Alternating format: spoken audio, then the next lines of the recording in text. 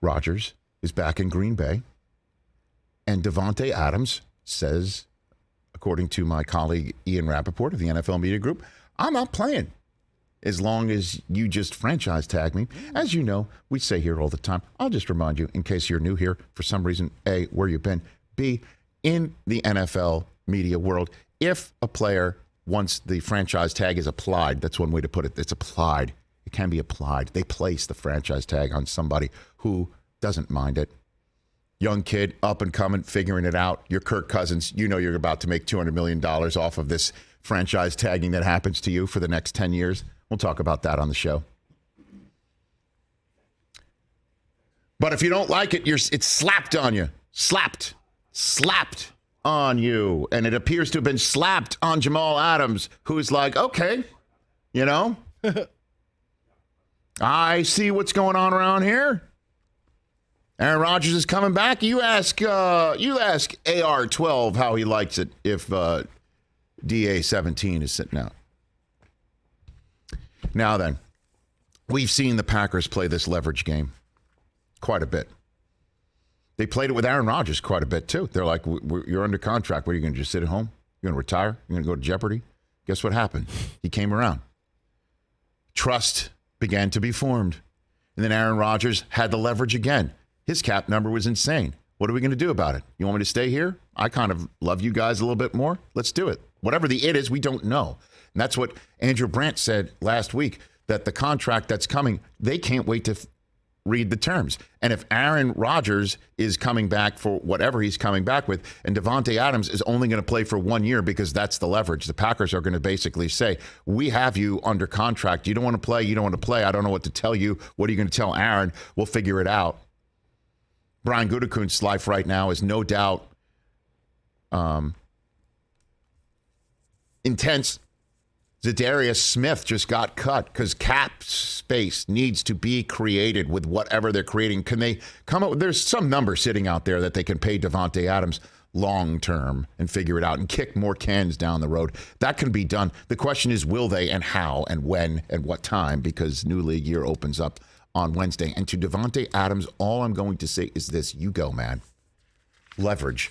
That's it. Everyone in the NFL in front offices understands one language and one language alone. It's leverage. If they have it, they will exact it. If they don't have it, they will seek it out. And players know it. And if you've got the leverage, you swing that lead pipe, man, and go for it.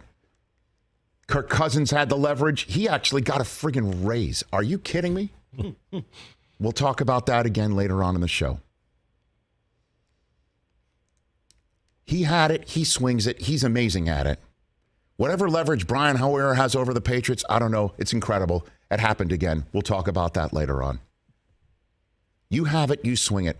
Adams has it to the extent that Aaron Rodgers is coming back. You think he's coming back to not play with Davante Adams? Of course, that was his level of expectation when he agreed to just the hashtag year 18.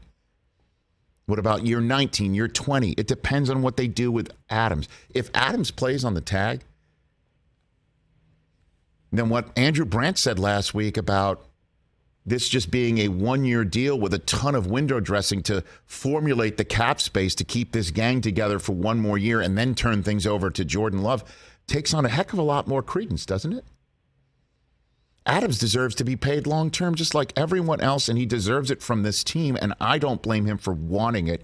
The question is how much does that leverage play against the fact that the collective bargaining agreement allows the Packers to put the franchise tag, slap it on him? This is going to be an interesting 24 to 48 hour period for Green Bay, and it doesn't have to all hammer out right now. This team has all the way through to the summer to figure out a long-term deal on Davante Adams, which would make for interesting,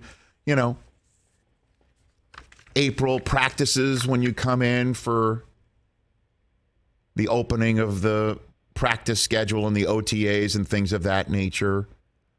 Hey, where's Davante? We'll figure it out.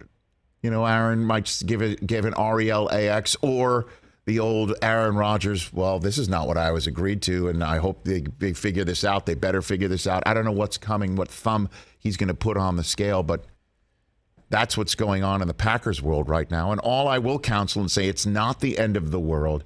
It is awkward. It definitely makes things more intense in that front office right now. They are going to have to make a ton of cuts to get under the cap. Zadarius Smith might be the first of many. But you swing that, whatever leverage you got, Davante Adams. Get your piece, get your bag. And then we'll see if this is a one-shot deal for Rodgers and the rest of them. And then we'll be talking all year long about, is this the end of Aaron Rodgers' tenure? Is this not? Is this the last dance? Is it not? And on top of it, get ready. Because the one thing that Tom Brady's going to get coming back that he didn't have this year is this the end for you, Tom? Oh, boy. 2022's NFL season just got that much more interesting, and we haven't even talked about Deshaun Watson. Hey, you watched all the way to the end. Thanks for that. Watch more right here.